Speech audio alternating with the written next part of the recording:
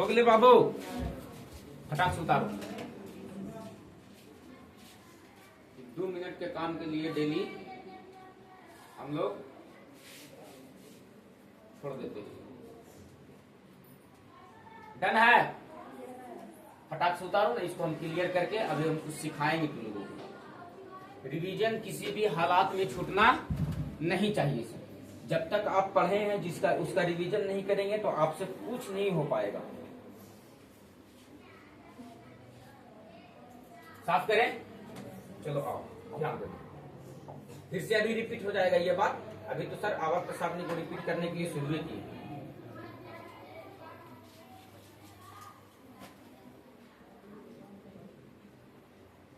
तो खीर पूरी नहीं खिलेंगी रे ठेकेदार साहब, खिलानी पड़ती। बच्चा, हम लोग क्या कर रहे थे आवर्त सारणी में? बताओ, वर्ग नंबर 1 वाले को क्या बोले सर? वर्ग 1 वाले को क्षारीय धातु। कौन सा धातु? कल के क्वेश्चन में था बाबू तुम लोगों के पास, कल का क्वेश्चन में था कि क्षारीय धातु किसे कहते हैं? निम्नलिखित में से क्षारीय धातु 4 ऑप्शन में से एगो कौन था? बोलो, था कि नहीं था? तो हम क्या कह रहे थे बाबू, कौन कौन था? सबसे पहले लिथियम, उसके बाद सोडियम, उसके बाद पोटेशियम, उसके बाद रुबिडियम, उसके बाद सीजियम। ये सब के सब किस धातु के अंतर्गत आता है सर? तो किस धातु के अंतर्गत आएगा? बोलो, बात क्लियर है सर? बच गया था वर्ग नंबर 2। क्या बच गया था? वर्ग नंबर 2। क्या बच गया था? वर्ग नंबर 2। वर्ग नंबर है कहाँ?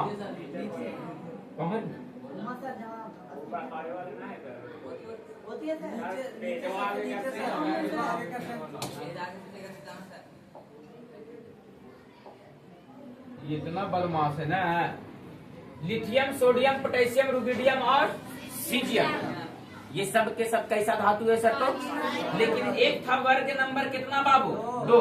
वर्ग नंबर 2 वाले धातु को क्या कह रहे थे? क्षारीय मृदा धातु। क्या कह रहे थे? क्षारीय मृदा धातु। क्षारीय, दीपांशु गायब है ना। कौन सा धातु कह रहे थे सर? क्षारीय मृदा धातु। क्षारीय मृदा धातु। मेरा कहने का मतलब है कि क्षारीय मृदा धातु में कौन कौन आ जाएगा सर? तो बेरिलियम, मैग्नीशियम, कैल्शियम, स्ट्रांसियम। बोलो, बात क्लियर है सर? बस यही 2-4 को याद रखना है सर, तुम उतना ही में तुम याद हो गोखरा। बोलो, बात क्लियर है सर? तो बताओ, वर्ग नंबर 1 हो गया, वर्ग नंबर 2 हो गया। बोलो, बात क्लियर है सर? बताओ बाबू कि अभी हम डिस्कस करके आ रहे थे कि वर्ग 1, वर्ग 2, ये वाला वर्ग को देखो तो क्या है? ये वर्ग नंबर 1, 2, 3, 4, 5, 6, 7, 8, 9, 10, 11, 12, 13। कितना है? वर्ग नंबर। नहीं यकीन है तो आप ऐसे कर लो। नहीं यकीन है तो आप ऐसे कर लो। कैसे कर लो सर? बताओ, ये क्या है? बोरॉन है। क्या है? अब बोरॉन है बाबू, तो हम क्या बोले थे? आप इसका इलेक्ट्रॉनिक कॉन्फ़िगरेशन करो, तो इसका इलेक्ट्रॉनिक विन्यास करो। तो इलेक्ट्रॉनिक विन्यास करोगे तो कितना आएगा? 2,3। 2, इसके बाद सेल में इलेक्ट्रॉन कैगो? इस इलेक्ट्रॉन का नाम क्या दे रहे थे? संयोजी इलेक्ट्रॉन। कौन सा इलेक्ट्रॉन?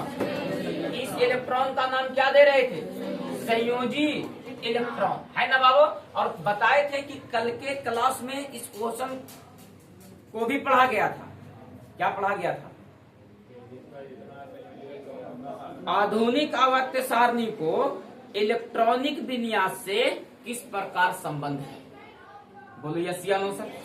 कल ये संबंध स्थापित करने वाला क्वेश्चन था। तो देखो तो बाबू, अभी हम किसका इलेक्ट्रॉनिक विन्यास किया? बोरॉन का किया। तो देखो तो बोरॉन का इलेक्ट्रॉनिक विन्यास कितना आ गया? 2, बताओ बाबू, इसका संयोजी इलेक्ट्रॉन का कितना है? तो संयोजी इलेक्ट्रॉन का काम क्या था? संयोजी इलेक्ट्रॉन का काम क्या था?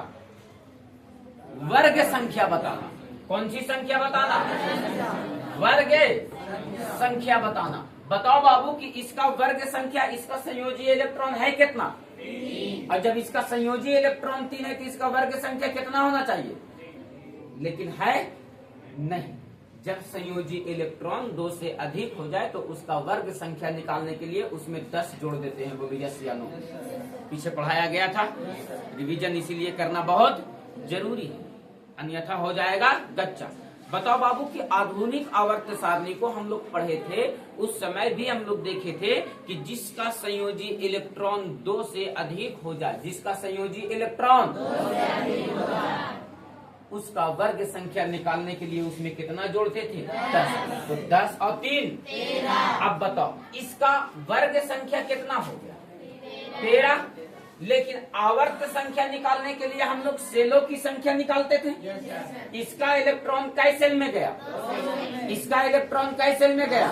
और जब इसका इलेक्ट्रॉन 2 सेल में चला गया तो मेरा कहने का मतलब है कि सेलों की संख्या क्या बताती थी? आवर्त संख्या।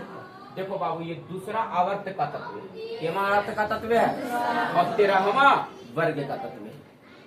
13वां बोलो यस या नो सर। तब हम लोग लिखते हैं कि इलेक्ट्रॉनिक विन्यास, किसी परमाणु का इलेक्ट्रॉनिक विन्यास करने पर, किसी परमाणु का इलेक्ट्रॉनिक विन्यास करने पर संयोजी इलेक्ट्रॉन वर्ग संख्या बताता है, जबकि सेलों की संख्या और अगर 3D इलेक्ट्रॉनिक कॉन्फ़िगरेशन करते हैं 1s2 2s2 2p6 3s2 3p6 करके, तो बाबू उसमें जो उप कक्षा है sp-d-f, सेल किसको बोलते हैं? सेल किसको बोलते हैं? K L M N। ये क्या है सर? अरे बोल, ये क्या है सर? इसमें इलेक्ट्रॉन 2 गो रखते हैं, 8 गो रखते हैं, 18 गो रखते हैं, 32 गो रखते हैं। किसी भी सेल में अधिकतम इलेक्ट्रॉनों की संख्या कितना बताए थे? 2n²। क्या बताए थे? n क्या था? सेलों की एक रखो, पहले का नंबर का सेल है तो 1 का स्क्वायर 1, तो 2 एकम। दूसरा नंबर का सेल है तो 2 रखो इनके जगह पर, 2 दूनी के 4 दूनी के। तीसरे नंबर का सेल है, 3 तिया के 9 दूनी के। तो फॉलो कर जा रहा सर। किसी भी सेल में अधिकतम इलेक्ट्रॉन कितना रखा जा सकता है? तो 2n²। के सेल में कितना रखा जा सकता है? 2 इलेक्ट्रॉन। बोलिए ना, मैं यहाँ दूसरा का कहना है, बोल। किसी भी सेल में अधिकतम इलेक्ट्रॉनों की कितना? 2। के सेल में? एल सेल में? एम सेल में? एन सेल में? डन है? कोनो दिक्कत नहीं? आगे चले जाओ तो एम एन ओ पी, लेकिन तो काम इतने में हो जाता है। बात समझ में आया? मैटर क्लियर है सर? आगे चलेंगे ना बाबू तो एम एन तो ओ सेल मिलेगा सर। क्या मिलेगा? इसके पीछे देख बाबू, विशेष थ्योरी नहीं है, कोई भी चीज को स्टार्टिंग में मानने से ही वो चीज शुरू होता है। बात समझ में आया? बात समझ में आया? मानने का मतलब ये है कि लोग ने ऐसा मान लिया, जो वैज्ञानिक थे वो ऐसा मान लिया। एक वैज्ञानिक ही तो ऐसा है बाबू जो अपना गलती को एकदम बहुत आसानी के साथ स्वीकार कर लेता है, वरना अब वैसे प्रजाति यहाँ बिल्कुल नहीं रहे जो अपना गलती आसानी के साथ स्वीकार कर ले। वैज्ञानिक हर दिन इस बात के लिए तैयार होते हैं कि हम जो अभी सिद्ध करके जा रहे हैं वो तब तक सही है जब तक कोई दूसरा प्रमाणित ना कर दे। बोलो यस या नो सर? बोलो यस या नो सर? इस बात के लिए वो हमेशा तैयार होता है कि ये बात तब तक सही है जब तक कोई दूसरा व्यक्ति आकर के इसको प्रमाणित ना कर दे। प्रमाणित कर देगा वो अपने आप को, कह देगा कि नहीं ये नहीं था वही था। ऐसा कैयक थ्योरी है सर, ऐसा कैयक थ्योरी है सर, है ना? तो बात ऐसा है बाबू कि आज के डेट में एक चीज ऐसा भी है कि उसको कितना प्रमाणित कर दो, कितना प्रमाणित कर दो, वो मानने को तैयार नहीं, वो है धर्म। इसको कितना प्रमाणित कर दो ये मानने को कभी तैयार नहीं होगा, चाहे कोई भी धर्म हो, कोई भी रिलीजन हो। जो उसका परंपरा, जो उसका संस्कृति है वो रहेगा। उसमें छेड़छाड़ करोगे, उसमें बोलोगे, कितनों प्रमाणित कर दोगे तो नहीं। लेकिन वैज्ञानिक एक ऐसा चीज है कि वो हर दिन अपना गलती स्वीकार करने को तैयार है, क्योंकि हर दिन एक नया वैज्ञानिक तैयार हो रहा है। वो जानता है कि हम इतना सोच पाए तो हमसे बेहतर भी सोच पाएगा। लेकिन हम जैसे लोग अपनी गलती को स्वीकार करने के लिए तैयार नहीं। जय हम का दिल सही सही है, इसमें कोई 19 बिनाइश ना हो सका हो, है ना? तो ऐसा नहीं है।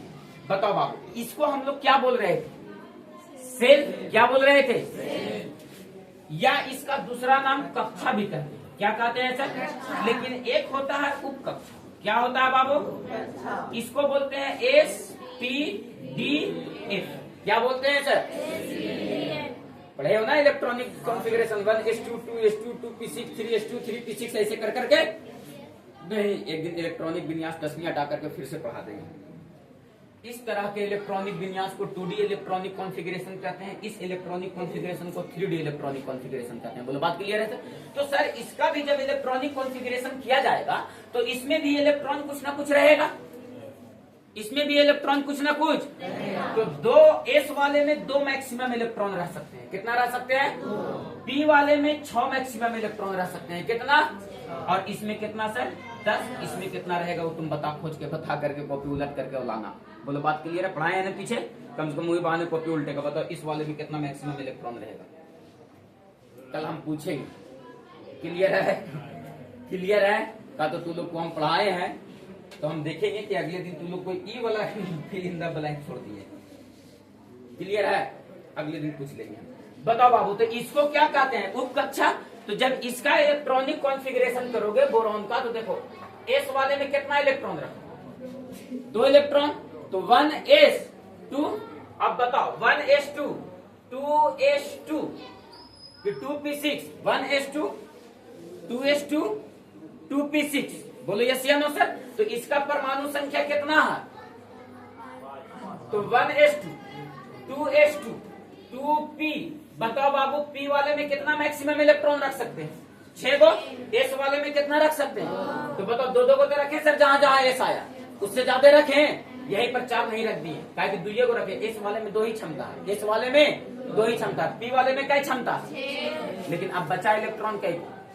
एक ही को ना। 2 और 2 4 को तो रख दिया, तो बचा कई गो? 1 इलेक्ट्रॉन को यहाँ पर रख देते हैं। तो देखो तो बाबू, ये अंतिम इलेक्ट्रॉन किस उप कक्षा में आ गया? p उप कक्षा में आ गया। किस उप कक्षा में आ गया? p उप कक्षा में आ गया। किस उप कक्षा में आ गया? p उप कक्षा में आ गया।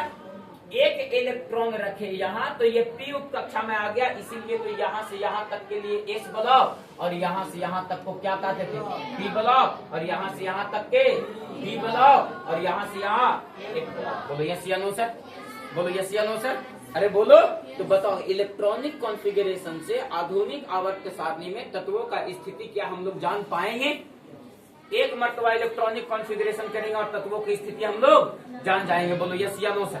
बोलो मैटर क्लियर है? बोलो मैटर क्लियर है? कैसे सर? तो जब परमाणु का इलेक्ट्रॉनिक विन्यास किया जाता है तो उसमें सेलों की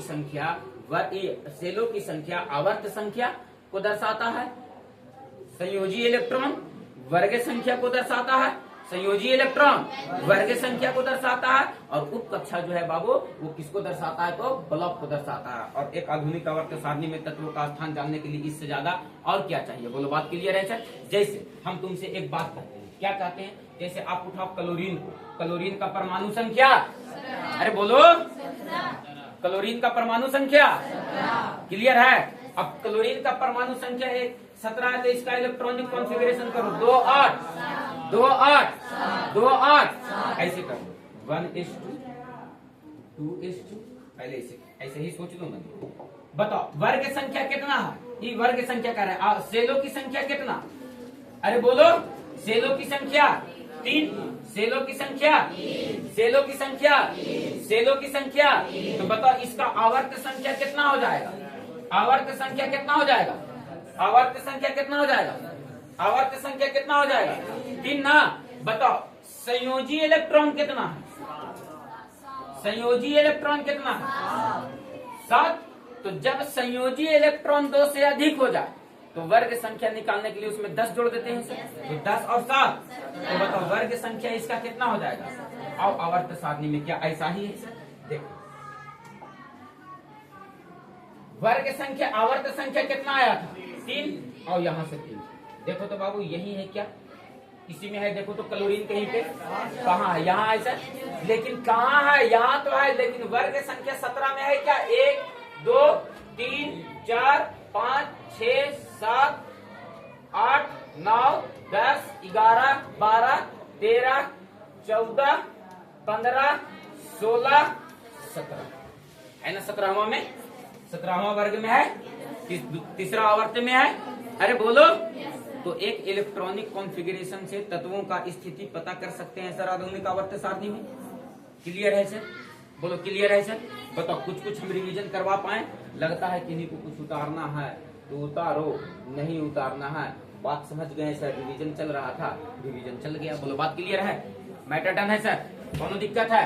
बिल्कुल भी नहीं बाबू, बहुत इत्मीनान के साथ एकदम आवर्त सारणी को daily 10-10 minute 10-10 minute 10-10 minute revision करते चलोगे, तुमको एकदम 25, 27, 23, 22 जय नंबर के पूछता है, तय नंबर का ऑब्जेक्टिव सब्जेक्टिव सब क्लियर हो जाएगा। तुम लोग खुद से इमेजिन करो बाबू, तुम लोग एक मरतबा तो पढ़ लिया, आवर्त सारणी पढ़ा दिए, याद है? याद है? पढ़ाओ सीखो, याद है? बताओ, तुम कल का क्वेश्चन बताओ कि मेंडलीफ के आवर्त सारणी का किन्हीं 3 गो गुण। हाँ, तुम पानी की व्यवस्था करना सत्या, बोली ना वो फटाफट बोल देवे के चाहिए गधा।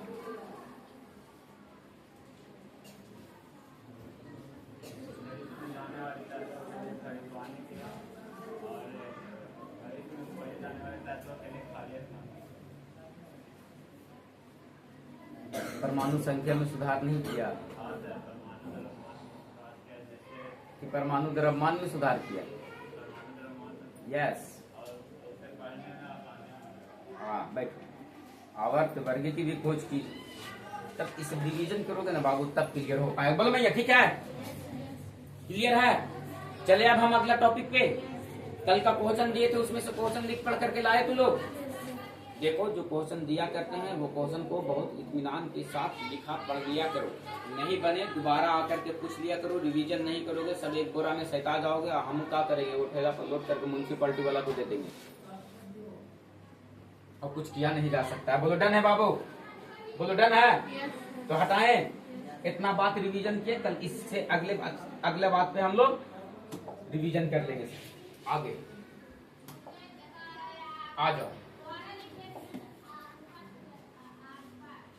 के पन में हो।